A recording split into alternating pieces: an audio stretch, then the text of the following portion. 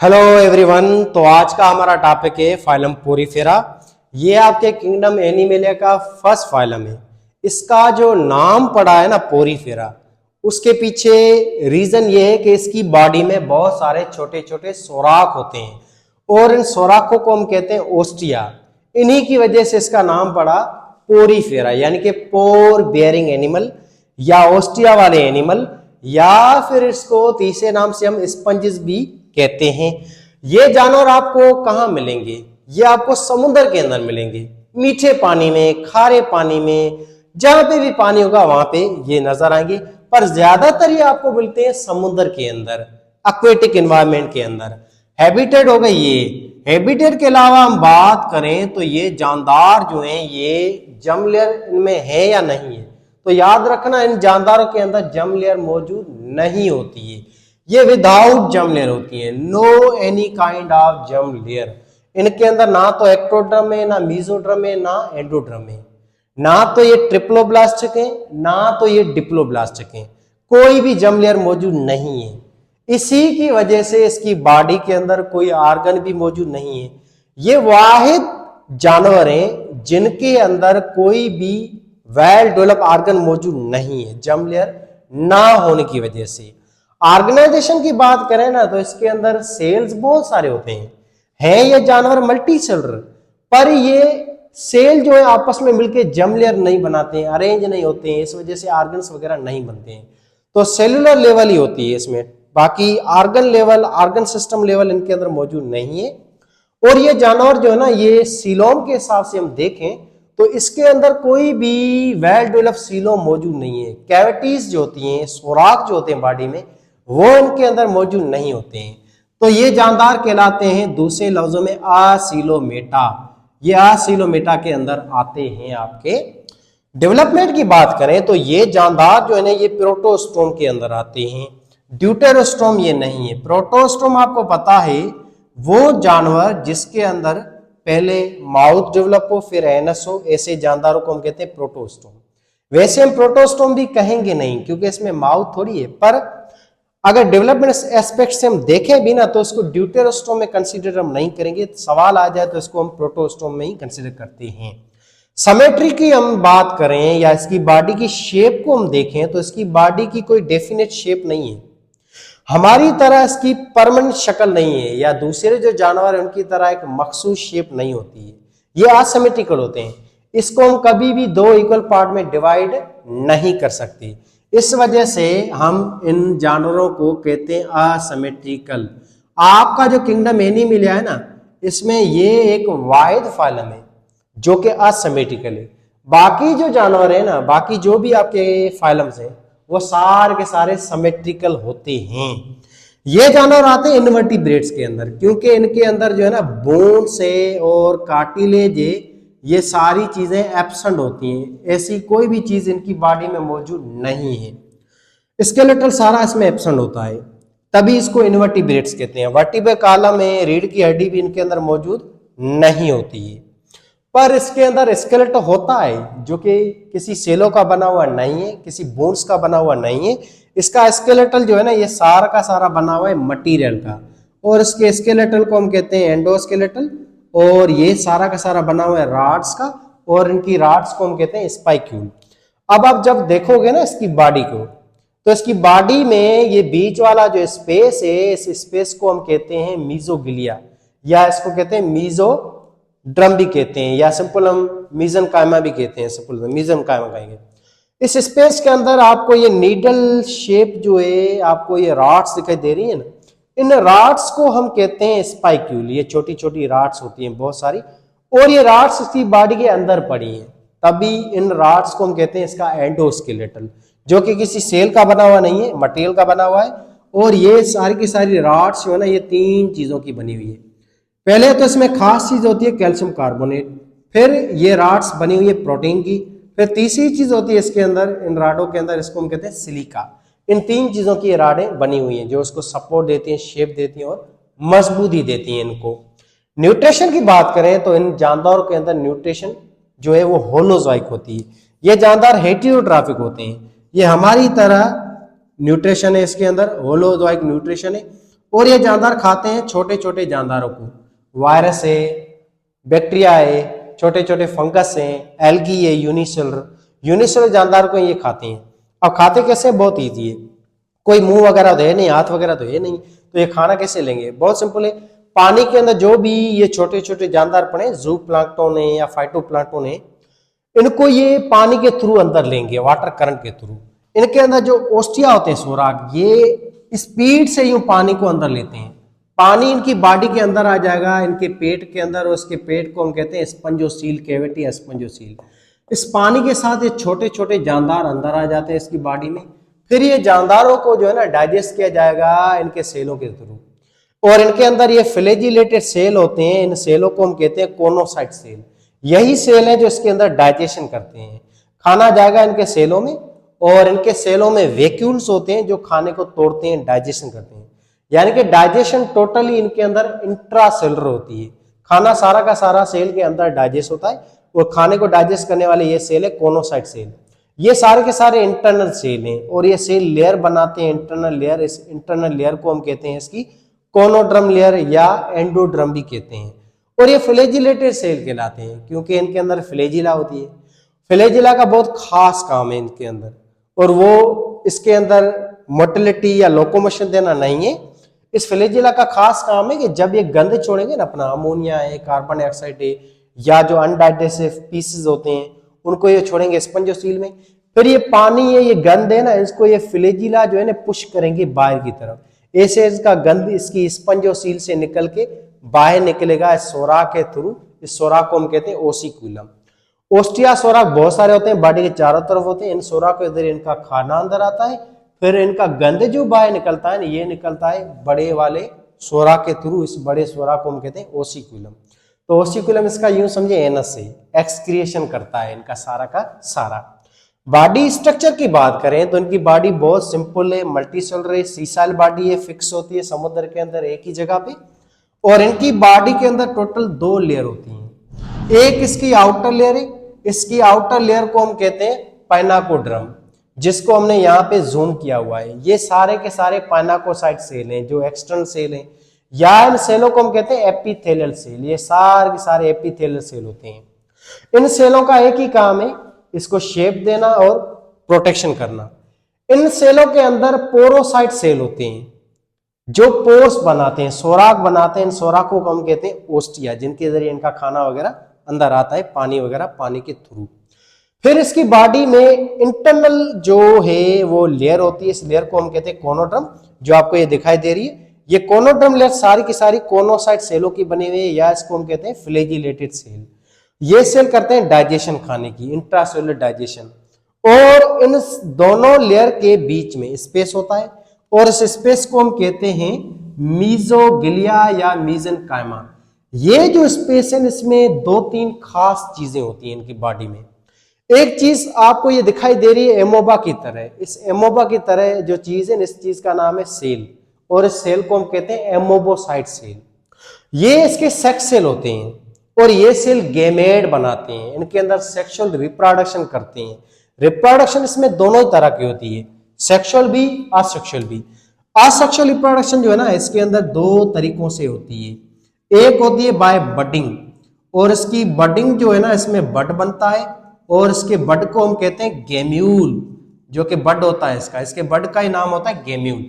ये जैसे आपको दिखाई दे रहा है, ये बड है, ये बड जैसे अलग हो जाएगा, ये आउट ग्रोथ, इससे एक नया जानदार पैदा होगा। उस नए जानदार को हम कहते हैं नया सा एक स्पंज। ये सारा असेक्सुअल रिप्रोडक्शन का ही टाइप है। दूसरा टाइप होता है असेक्सुअल का, इसको हम कहते हैं फ्रेगमेंटेशन। फ्रेगमेंटेशन जैसे आपको पता होगा, जब बॉडी बहुत सारे पीसेस में टूट जाए और हर एक पीस से एक नया जानदार बने, तो इसको हम कहते हैं फ्रेगमेंटेशन। ये 2 तरह की असेक्सुअल रिप्रोडक्शन होती है। इनके अंदर सेक्सुअल रिप्रोडक्शन भी होती है बेटा, और सेक्सुअल रिप्रोडक्शन जो है ना, ये करने वाले ये सारे सेल हैं जिसको एमोबोसाइट सेल कहते हैं, जो आपके मीजेनकाइमा या स्पेस के अंदर मौजूद होते हैं। ये सेल मेयोसिस डिवीजन करेंगे, उसके नतीजे में इनसे नए सेल बनेंगे, और इन नए सेलों को हम कहते हैं गेमेट्स। ये बन गए इनके गेमेट्स, अंडे और स्पर्म। अब इनका स्पर्म जो है ना, ये निकलेगा बाहर इसकी बॉडी से पोरोसाइट सेल के थ्रू, और स्पर्म आ जाएगा पानी के अंदर। पानी की मदद से ये स्पर्म जाएगा अंडे के पास जाके अंडे के साथ मिल जाएगा, ऐसे हो जाएगी इनकी फर्टिलाइजेशन। फर्टिलाइजेशन याद रखें इनकी सारी की सारी इंटरनल होती है। जैसे ही अंडा और स्पर्म मिले तो इसके नतीजे में अंदर इसकी बॉडी में जायगोट बनेगा, और जायगोट जो है ये यहीं पे ही कन्वर्ट हो जाएगा छोटे से बच्चे में। इस छोटे से बच्चे को हम कहते हैं लार्वा। फिर ये लार्वा जो है इनका ये बॉडी से बाहर निकलेगा, और ये लार्वा जो है ना, ये याद रखें इनका मोटाइल होता है, क्योंकि इसके लार्वा में सीलिया और फ्लैजिला होते हैं जो इसको लोकोमोशन करवाते हैं। अब ये लार्वा जैसे बड़ा होता जाएगा तो ये भारी होता जाएगा। अब ये सीलिया और फ्लैजिला इसके वजन को कैरी नहीं कर पाएंगी, और ये फिर सबस्ट्रेटम के साथ किसी हार्ड चीज के साथ अटैच हो जाएगा। फिर ये अडल्ट में चेंज हो जाएगा और ये सीसाल हो जाएगा। लार्वल स्टेज में ये जानवर मोटाइल होते हैं, अडल्ट स्टेज में ये सीसाइल होते हैं। ये बात याद रखें। ये थी इसकी रिप्रोडक्शन की बात। नेक्स्ट हम देखें तो इसकी इंपॉर्टेंस भी है बेटा बहुत ही ज्यादा। ये जानवर जो है ना, इसकी बॉडी से बहुत सारी चीजें बनती हैं। लेडीज की जो ज्वेलरी है या खूबसूरती के तो जैसे वो बालों में झुमका लगाती हैं वो भी इन्हीं से बनता है। इसके अलावा जो पॉलिश के जो ब्रश बनते हैं, या जो वो अपनी वॉशिंग है स्क्रबिंग के जो ब्रश आते हैं चमड़ी के ऊपर जो मलने वाले फोम टाइप, वो सारे के सारे इन्हीं बॉडी से बनते हैं।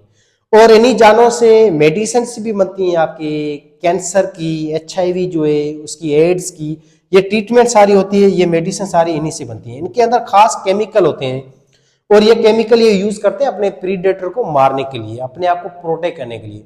इसी केमिकल से आपकी ये दवाइयां बनती हैं। मेडिसिनली भी इनकी बहुत ही ज्यादा इंपॉर्टेंस होती है। ये सारी इनकी इंपॉर्टेंस है। इनमें मेडिसिन भी बनती हैं और आपकी वॉशिंग वगैरह के फॉर्म वगैरह भी बनते हैं। और डॉक्टर लोग इसको ऑपरेशन के अंदर भी यूज करते हैं। जब खून वगैरह निकलता है ना, या खून वगैरह आ जाता है, अगर आपके पास कपास वगैरह मौजूद ना हो तो आप इसको रब करेंगे ना तो ये खून को एब्जॉर्ब कर लेगा। तो उसमें भी सर्जरी वगैरह में भी ये यूज किए जाते थे। अब एग्जाम्पल की हम बात करें तो ये जो जानदार है ना, इसमें 5-6 आपके एग्जाम्पल आते हैं आपके जो बुक्स में। एक एग्जाम्पल है इसका एस्कोन, एस्कोन ऐसे साइकोन, साइकोन के बाद leucon and euplectella and last not least स्पंजीला।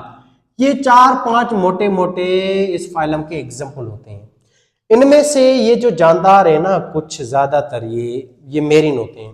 Ascon, sycon, ल्यूकोन, आपका ये यूप्लेक्टिला ये मेरिन है। स्पंजीला जो है ये थोड़ा सा फ्रेश वाटर है, जो आपके वो मीठे पानी के अंदर भी मिलेगा, ठीक है ना। साइज की बात करें तो ये जानदार आपको आंखों से दिखाई देते हैं, और इनकी साइज मैक्सिमम से मैक्सिमम 1 मीटर तक होती है। ये ग्रो होते हैं up to 1 metre in size, और कम से कम ये होते हैं कुछ सेंटीमीटर्स या मिलीमीटर्स के अंदर भी होते हैं। अब हम नेक्स्ट देखें तो एवोल्यूशन एडेप्टेशन की बात करें तो इनके अंदर जो है ना डाइजेशन होती है। डाइजेशन हम सारी की सारी देखें तो इनके अंदर इंट्रासेल होती है। डाइजेशन सारी की सारी कोनोसाइट सेल करते हैं, वेक्यूल इनके अंदर होता है वो सारा करता है। बाकी डाइजेस्टम इसमें मौजूद नहीं है। कोई भी स्टमक है, इंटेस्टाइन है या लिवर वगैरह हो, ऐसी कोई चीज इसमें मौजूद नहीं है। डाइजेस्टम बहुत ही सिंपल से सेक लाइक होता है, ठीक है। बाकी यूं समझो है ही नहीं डाइजेस्टम, क्योंकि जर्म लेयर कोई है ही नहीं। रेस्पिरेशन इसमें सिंपल है, डिफ्यूजन के जरिए होती है। ये पानी जो अंदर आता है इनकी बॉडी में, इसी में ऑक्सीजन गैस होती है डिजोल्व 5% तक, उन्हीं ऑक्सीजन गैस को ऐसे लेते हैं और ऐसे इनकी रेस्पिरेशन होती है सिंपलेस्ट वे से, पैसिव ट्रांसपोर्ट के थ्रू या डिफ्यूजन के थ्रू। कोई भी लंग्स वगैरह मौजूद नहीं है। अच्छा, एक्सक्रीशन की बात करें तो इनके अंदर एक्सक्रीटरी सिस्टम मौजूद है, पर हमारी तरह नहीं है। किडनी, स्किन, लंग्स वगैरह मौजूद इनमें नहीं है। एक्सक्रीशन डायरेक्ट होती है डिफ्यूजन के थ्रू। इसके जो बाहर वाली लेयर है, इसके सेल डायरेक्ट ये CO2 वगैरह अमोनिया को छोड़ते हैं पानी में। इंटरनल जो सेल है एंडोडर्म लेयर के, ये अपना गंध छोड़ेंगे डायरेक्ट स्पंजोसिल कैविटी में। यहां से इसका गंध ओसिकुलम सोरा के थ्रू बाहर निकलता है इसकी बॉडी में। तो एक्सक्रीशन बहुत ही सिंपल है, डिफ्यूजन के थ्रू होती है। ट्रांसपोर्ट सिस्टम भी सेम है, ऐसे कोई खून की नालियां, दिल वगैरह मौजूद इनमें नहीं है। डायरेक्ट यूं खाना आता है अंदर इनके सेलों के अंदर, तो ट्रांसपोर्ट भी इसका डिफ्यूजन के थ्रू ही होता है। नर्वस सिस्टम जो है ये भी इनमें मौजूद नहीं होता है, क्योंकि ये प्रिमिटिव एनिमल है, कोई जर्म लेयर मौजूद नहीं है। ब्रेन, स्पाइनल कॉर्ड, न्यूरॉन वगैरह मौजूद नहीं है इनके अंदर। नर्वस सिस्टम इन जानदारों में एब्सेंट होता है। एवोल्यूशन की बात करें तो ये जानदार जो है ना, ये इवॉल्व हुए हैं प्रोटिस्टा से, प्रोटोजोआ से। एक पुराने दौर में 700 मिलियन ईयर्स एगो, यानी कि आज से 70 करोड़ साल पहले इस धरती पे जानवर रहते थे जिनको हम कॉलोनियल प्रोटिस्टा, फ्लैजिलेट प्रोटिस्टा कहते थे। उन्हीं से इनकी एवोल्यूशन हुई है।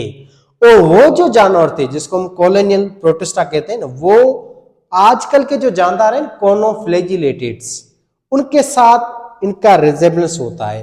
तो हम कह सकते हैं कि ये प्रोटोजोआ से ही पैदा हुए हैं और इनके एंसेस्टर मर चुके हैं और ये धरती पे थे आज से 700 मिलियन ईयर्स ओल्ड या एगो। ये था आपका ओवरऑल फाइलम जिसको हम डिस्कस कर चुके हैं। अब इनका थोड़ा ओवरव्यू करते हैं। एक और चीज बेटा, आपके बुक में एक नाम लिखा होगा आर्कियोसाइट सेल। बेटा इन एमोबोसाइट सेलों को ही हम दूसरे नाम से आर्कियोसाइट सेल कहते हैं, जो कि सेक्स सेल होते हैं, ठीक है ना। ये चीज को हमने यहाँ पे जूम करके जो है डिफाइन करने की कोशिश की है। ये आपको दिखाई दे रहे हैं, ये बाहर वाले सेल है, बीच में ये स्पेस है, इस स्पेस में ये आपको स्पाइकुल दिखाई दे रहे हैं, एंडोस्केलेटल, एमोबा सेल, और अंदर ये लेयर है जिसको हम कोनोड्रम कहते हैं, जो इसकी डाइजेशन वगैरह करती है। अब इसको ओवरव्यू करते हैं। पोरीफेरा नाम आपको पता चल गया होगा कि इसका सोराको की वजह इसका नाम पड़ा है पोरीफेरा, या इसको स्पंजिस भी कहते हैं। हैबिटेट इनकी एक्वेटिक है और जर्म लेयर कोई मौजूद नहीं है। ये असेलोमेटा, कोई सीलोम वगैरह मौजूद नहीं है। समेट्री इनकी असिमेट्रिकल है, कोई डेफिनेट शेप नहीं है, तो आप इनको दो बराबर हिस्सों में तकसीम नहीं कर सकते। डेवलपमेंट की बात करें तो ये प्रोटोस्टो में आते हैं, इनवर्टिब्रेट हैं, स्केलेटल्स के अंदर मौजूद है जो कि हड्डियों का बना हुआ नहीं है, स्पाइक्यूल या राडों का बना हुआ है, और ये राडें जो है इसकी कैल्शियम कार्बोनेट, प्रोटीन और सिलिका की बनी हुई है। न्यूट्रिशन इसकी होलोजाइक होती है, छोटे छोटे जानदारों को, यूनिसेलुलर जानदारों को ये खाते हैं, कुछ मल्टीसेलुलर जानदारों को खाते हैं जो छोटे छोटे हो, साइज में कोई बड़े ना हो। बॉडी स्ट्रक्चर बहुत ही इनकी सिंपल है। इसकी बॉडी को हम देखें तो ये इसका बेस है और इसकी बॉडी में दो टोटल लेयर्स होती हैं, एक होती है एक्टोड्रम, दूसरी होती है एंडोड्रम। एक्टोड्रम जो लेयर है ये बनी हुई है पाइनाकोसाइट सेलों की, ये सेल है सारे पाइनाकोसाइट नॉन फ्लैजिलेटेड सेल होते हैं, और ये सेल जब लेयर बनाएंगे ना तो इस लेयर को हम कहते हैं एक्टोड्रम लेयर या फिर पेनाकोड्रम लेयर भी कहते हैं। ये सारे सेल दूसरे लफ्जों में कहलाते हैं एपिथेलियल सेल, क्योंकि इसकी आउटर स्किन को बना रहे हैं। फिर आते हैं इसमें इंटरनल लेयर जिसको हम कहते हैं कोनोड्रम या एंडोड्रम, और ये जो लेयर बनी हुई है कोनोसाइट सेलों की या फ्लैजिलेटेड सेलों की, जो कि सेल आपको दिखाई दे रहे हैं अंदर, ये डाइजेशन वगैरह करते हैं। इन दोनों लेयर के बीच में स्पेस है जिसको हम मीजोग्लिया कहते हैं या इसको मीजनकाइमा भी कहते हैं। इस स्पेस में इसकी रॉड्स होती हैं, स्पाइकुल होते हैं जो कि इसका स्केलेटन बनाते हैं। फिर एमोबोसाइट सेल हैं जो इसका सेक्सुअल रिप्रोडक्शन करते हैं।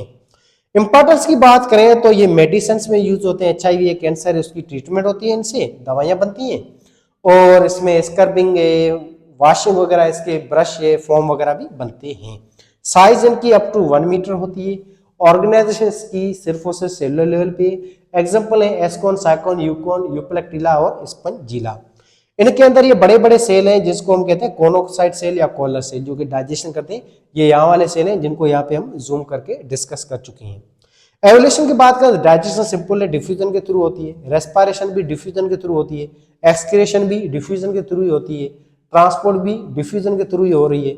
नर्वस सिस्टम इनमें एब्सेंट होता है।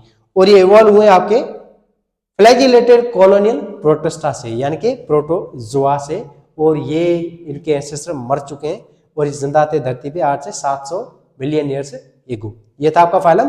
कोई सवाल, क्वेश्चन, कंफ्यूजन हो तो जरूर पूछें, कमेंट जरूर करें। और ये सिस्टम थोड़ा सा नया है, माइक भी नया है। वो तार वाला माइक जो है, ये नया जो फोन है उस पर काम नहीं करता है, आईफोन के ऊपर, आपको ये पता होगा। तो देखते हैं क्या होता है, कोई प्रॉब्लम वगैरह होता है वॉइस वगैरह में तो उसको अपडेट करने की कोशिश हम जरूर करेंगे, ठीक है। और 5 सेकंड ये वीडियो में रोकूंगा ताकि आप उसका स्क्रीनशॉट भी ले सको। और वीडियो जो है ना, काफी बच्चे उसको डाउनलोड करके देखते हैं। बड़ा डाउनलोड करने से क्या होता है, वो 144 प्रिंट हो जाता है, इस वजह से आपको अल्फाज वगैरह जो है ना वो सही दिखाई नहीं देंगे। तो वीडियो को आप ऑनलाइन देखें और 360 या 720 प्रिंट पे देखें तो आपको हर चीज जो है अच्छी तरह दिखाई भी देगी और नजर भी आएगी। हैंड फ्री लगा के लेक्चर को सुना करें ताकि आपको अच्छी तरह से क्लियर वॉइस भी मिल सके।